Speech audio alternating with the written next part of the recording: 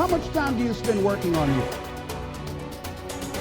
How much time do you spend every day working on your dream? In the last 90 days, how many books have you read?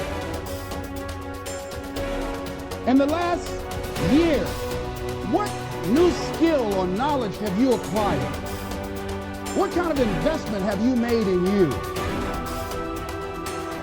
So I'm saying that as you begin to look at where you want to go, if you want to make it today, and things are changing so fast, you have to literally run to stand still. You're not going to develop in all the ways you could develop unless you set yourself a serious challenge, because it takes the challenge to pull that out of you and also to motivate you to rid yourself of all the weaknesses and personality flaws that you've accumulated across the years, and to let those disappear and burn off. You need to load yourself up before the demands of life will be such that you will discipline yourself properly. And a noble goal is a very good way of beginning that. You will meet with a success unexpected in common hours.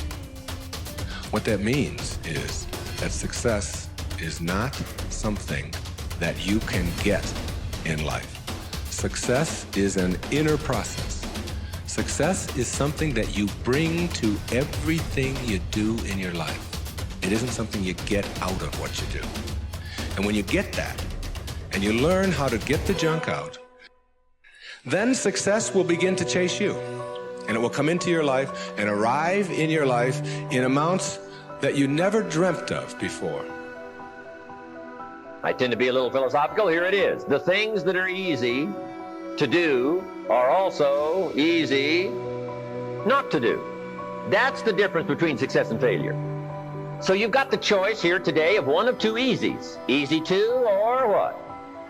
Easy not to. I can give you in one sentence how I got rich by the time I was 31. Here it is in one sentence. I did not neglect to do the easy things I could do every day for 6 years. It's necessary. We never stop learning and growing and developing ourselves. It's necessary that we never give up. We know that it's you, it's me.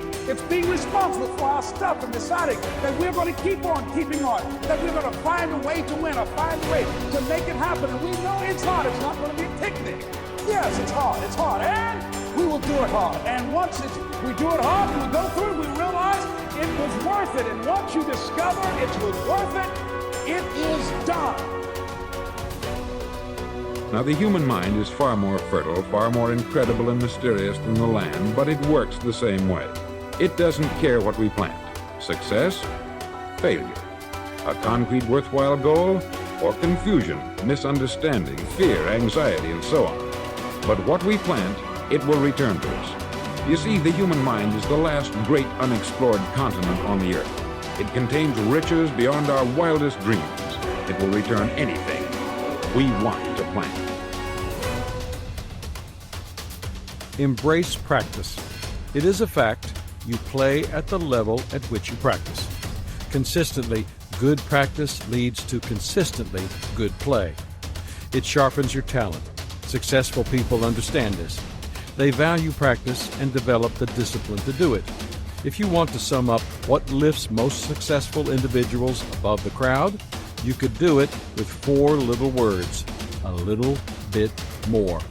Successful people pay their dues and do all that is expected of them, plus a little bit more. The power of practice. There's a myth about highly talented people. It's that they are simply born that way. But the truth is that no people reach their potential unless they are willing to practice their way there. Before we go any further, there are 3 things you need to know about practice. 1. Practice enables development. How do we grow and develop? Through practice. People refine old skills and acquire new ones through practice. That is where the tension between where we are and where we ought to be propels us forward. Just remember that if you're not working at your game to the utmost of your ability, there will be someone out there somewhere with equal ability who will be working to the utmost of his ability. And one day you'll play each other and he'll have the advantage. If you desire to improve and develop, then you must practice. It allows you to break your own records and outstrip what you did yesterday. Done correctly, Practice keeps making you better than you were yesterday. If you don't practice, you shortchange your potential. 2. Practice leads to discovery. Life is just too much for me. I've been confused from the day I was born. I think the whole trouble is that we're thrown into life too fast. We're not really prepared. What did you want? Lioness responds. A chance to warm up first?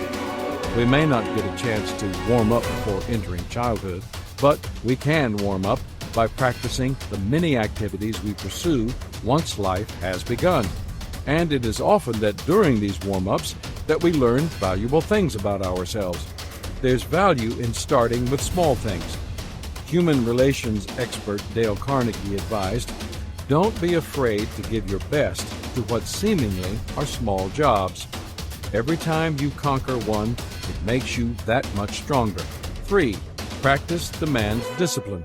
One reason some people see practice as a grind is that it requires discipline. Even activities with intense physical demands also require lots of mental discipline. Mental preparation to physical preparation is 4 to 1. Developing a discipline always begins with a struggle. There is no easy way to become a disciplined person. It has nothing to do with talent or ability. It is a matter not of conditions, but of choice. But once the choice is made and practice becomes a habit, 2 things become obvious. The first is a separation between the person who practices and the one who doesn't. The second thing that emerges is a winning spirit. The harder you work, the harder it becomes to surrender. Excellence is an art won by training and habituation. We do not act rightly because we have virtue or excellence, but we rather have those because we have acted rightly. We are what we repeatedly do. Excellence, then, is not an act, but a habit. That habit is developed during practice.